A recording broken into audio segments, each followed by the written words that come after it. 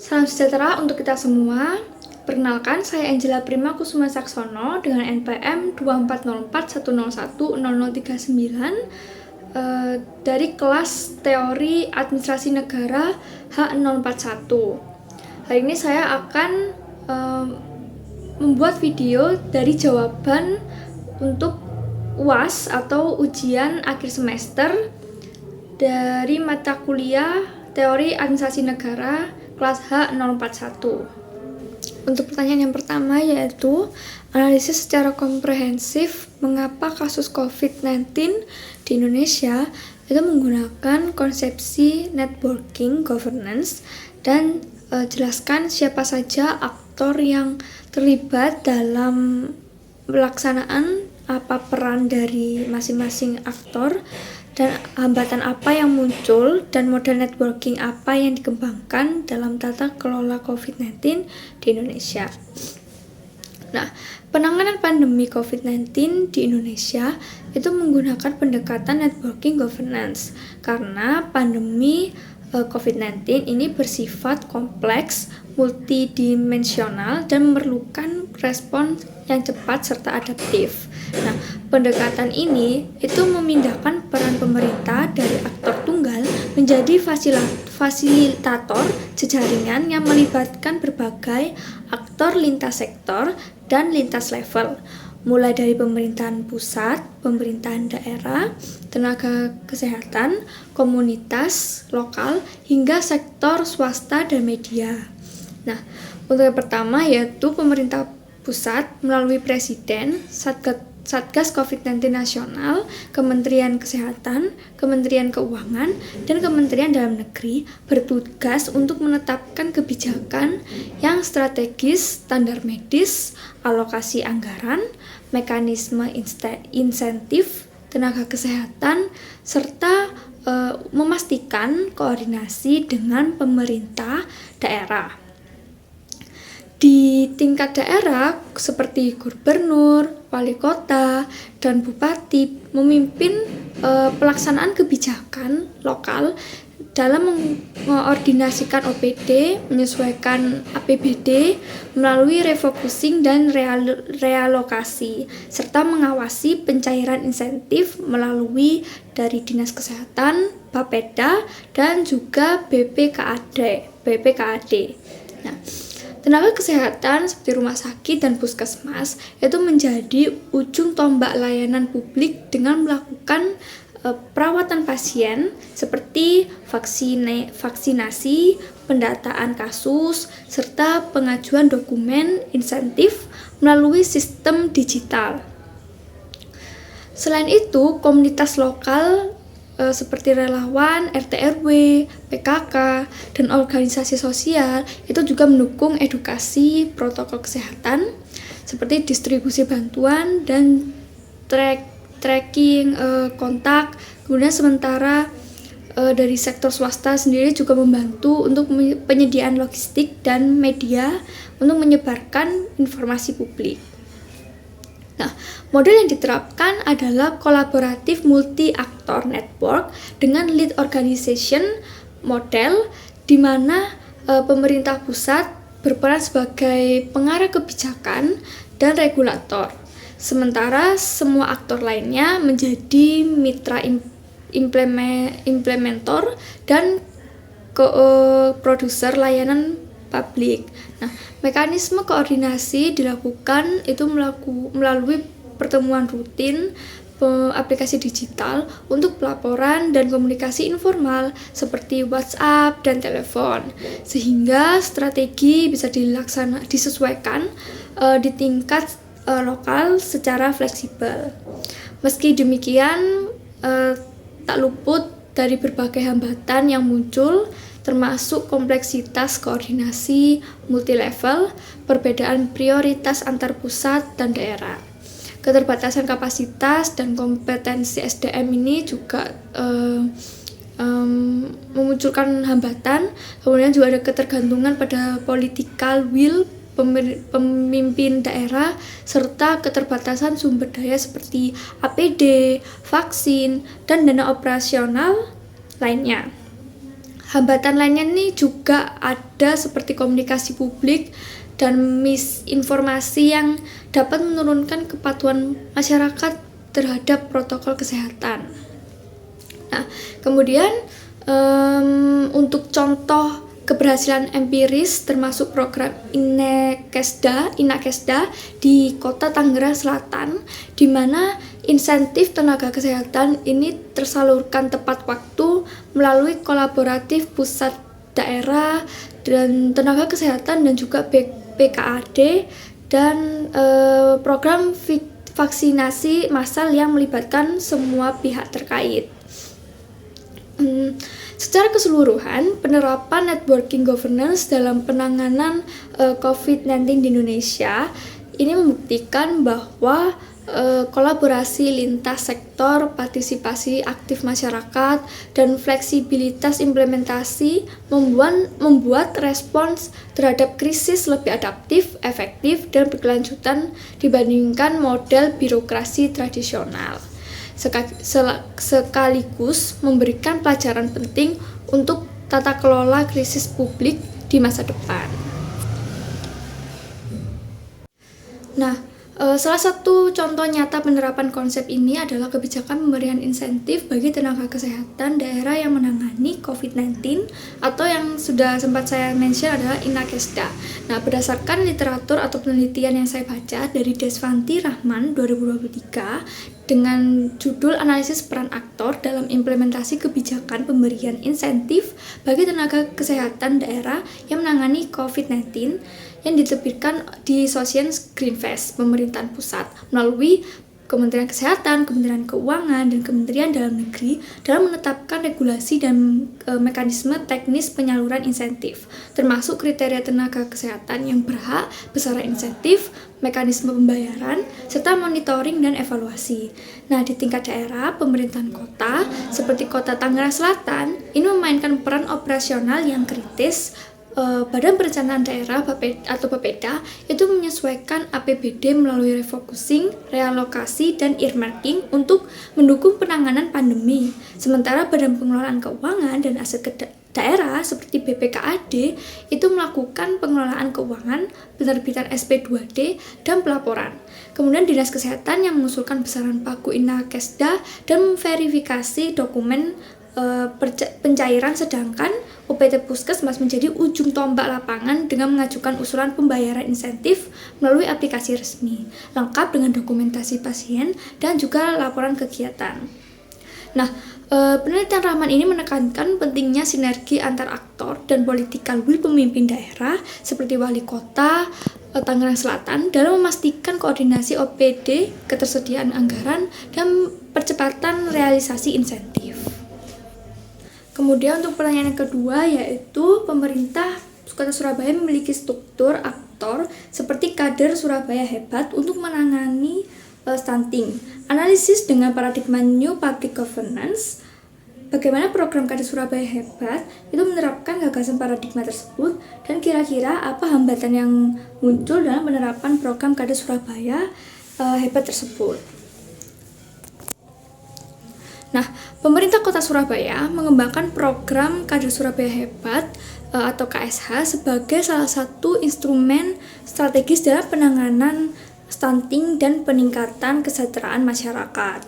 Kader Surabaya Hebat itu merupakan aktor non-birokrasi yang direkrut dari masyarakat setempat dan diberdayakan untuk melakukan pendampingan sosial termasuk pemantauan kesehatan ibu dan anak, seperti edukasi gizi, serta menjadi penghubung antar warga dan layanan pemerintahan. Nah, keberadaan KSH ini menunjukkan perubahan pendekatan pemerintah daerah dari pola birokratis konvensional menuju tata kelola yang lebih kolaboratif. Dalam perspektif New Public Governance atau NPG, pemerintah tidak lagi dipahami sebagai aktor tunggal yang hanya bekerja secara hierarkis, tapi melainkan sebagai jejaringan yang melibatkan berbagai aktor seperti pemerintah, masyarakat, organisasi sosial, dan sektor swasta lainnya. Paradigma ini menekankan kolaborasi, partisipasi, dan koproduksi layanan publik. Program KD Surabaya Hebat ini mencerminkan prinsip-prinsip tersebut dengan menempatkan kolaborasi multi aktor sebagai ciri utamanya. Pelaksanaan program tidak hanya dilakukan oleh Dinas Kesehatan, tetapi juga melibatkan Dinas Sosial, Puskesmas, Posyandu, PKK, kader kesehatan, bahkan RT RW, serta masyarakat itu sendiri. Kader bertindak sebagai simpul jaringan yang menghubungkan pemerintah dengan keluarga yang berisiko stunting sesuai dengan gagasan NPG, bahwa penyelesaian masalah publik yang kompleks itu memerlukan kerjasama lintas sektor. Selain itu, program ini juga menunjukkan praktik koproduksi layanan publik karena kader itu tidak hanya sekedar mengeksekusi instruksi pemerintah, tetapi juga memproduksi layanan bersama pemerintah dan warga. Kader melakukan pendataan balita stunting, mendampingi ibu hamil, mengedukasi pola makan sehat, serta memastikan keluarga mengakses bantuan sosial atau layanan kesehatan. Nah, layanan publik ini dihasilkan melalui interaksi langsung antara pemerintah dan masyarakat. Jadi bukan hanya melalui mekanisme birokrasi yang formal. Dari sisi pendekatan berbasis komunitas kader Surabaya Hebat ini mempresentasikan nilai inti NPG karena kader berasal dari lingkungan tempat mereka bertugas sehingga memahami kondisi sosial, budaya, dan ekonomi warga. Hal ini meningkatkan kepercayaan masyarakat terhadap program pemerintah. Dari data pemerintah Kota Surabaya juga menunjukkan bahwa prevalensi stunting berhasil ditekan secara signifikan dalam beberapa tahun terakhir, yang tidak lepas dari peran kader dalam melakukan intervensi dini dan pengawasan yang berkelanjutan di tingkat keluarga. Program ini juga menampilkan fleksibilitas dan adaptivitas karakter utama NPG karena kader tidak hanya bekerja dengan prosedur yang kaku seperti birokrasi, tetapi juga menyesuaikan pendekatan dengan kondisi lapangan, misalnya dengan kunjungan rumah, koordinasi informal dengan puskesmas, atau melibatkan tokoh masyarakat untuk meningkatkan kepatuhan keluarga terhadap program gizi. Meski demikian, implementasi kader Surabaya Hebat ini menghadapi beberapa hambatan. Keterbatasan kapasitas dan kompetensi kader menjadi tantangan karena tidak semua kader itu memiliki latar belakang kesehatan atau kemampuan komunikasi yang sama, sehingga kualitas pendampingan itu juga bisa berbeda antar wilayah. Koordinasi lintas sektor yang kompleks juga menimbulkan tumpang tindih tugas dan seperti perbedaan data dan keterlambatan pengambilan keputusan, sehingga tanpa sistem koordinasi dan integrasi yang dengan data yang kuat, jejaringan kerja dalam NPG dapat menjadi tidak efisien. Beban kerja kader yang tinggi karena selain menangani stunting, mereka juga harus terlibat dalam program sosial lain seperti kemiskinan ekstrim dan pendataan bansos, yang dimana itu berpotensi untuk menurunkan fokus dan efektivitas, terutama jika tidak diimbangi dengan insentif dan dukungan yang memadai. Selain itu, keberhasilan program ini juga sangat tergantung pada komitmen individu, partisipasi sukarela, dan motivasi aktor menjadi kunci sehingga jika semangat kader itu menurun atau terjadi pergantian tanpa regenerasi yang baik, keberlanjutan program ini juga dapat terganggu. Secara keseluruhan, program KD Surabaya Hebat ini itu merupakan contoh nyata penerapan paradigma New Public Governance dalam kebijakan publik daerah. Jadi program ini menempatkan pemerintah sebagai fasilitator, masyarakat sebagai mitra aktif, dan layanan publik sebagai hasil kolaborasi jejaringan untuk menjaga keberlanjutan dan efektivitas program. Pemerintah Kota Surabaya perlu memperkuat kapasitas kader untuk memperbaiki koordinasi lintas sektor, serta memastikan sistem insentif dan dukungan yang adil. Dengan demikian, penanganan stunting tidak hanya bersifat programatik, tapi juga menjadi gerakan bersama yang berkelanjutan. Kemudian untuk pertanyaan yang ketiga, yaitu mengapa paradigma New Public Governance menjadi solusi dibandingkan paradigma yang lain? Berikan jawaban secara teoritik dan contoh empirisnya.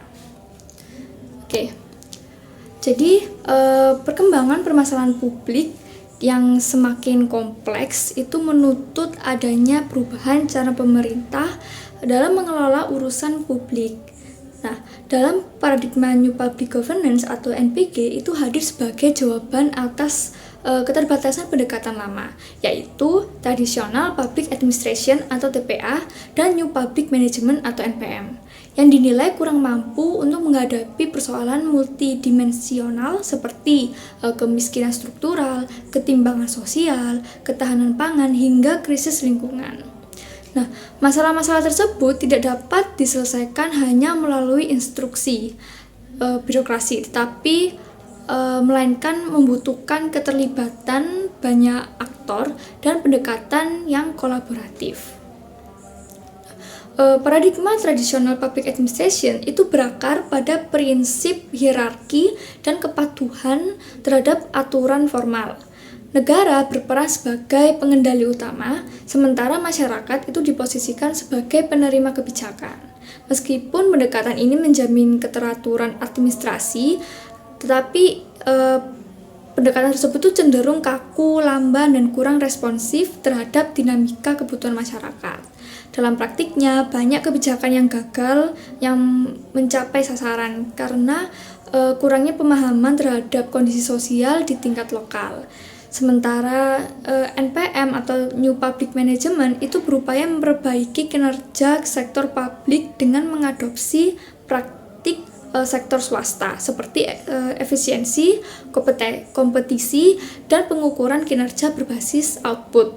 Namun, pendekatan ini sering dikritik karena terlalu menekankan aspek ekonomi dan mengabaikan nilai-nilai publik seperti keadilan sosial, partisipasi warga, dan solidaritas. Jadi tidak semua urusan publik itu dapat diperlakukan sebagai transaksi ekonomi, terutama layanan yang berkaitan dengan hak dasar masyarakat.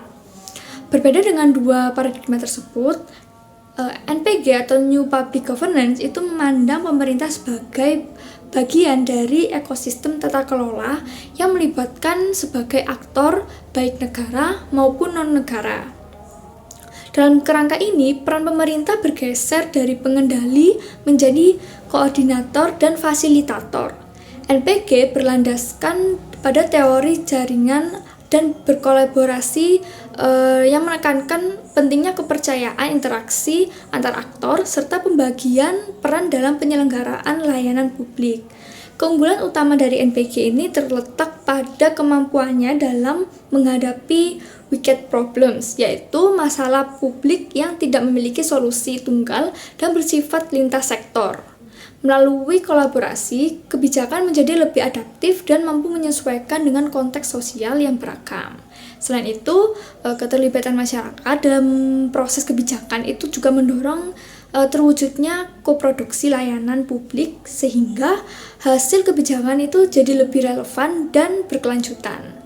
Nah, penerapan paradigma NPG ini juga dapat dilihat pada program Kampung Iklim atau Proklim yang digagas oleh pemerintah Indonesia.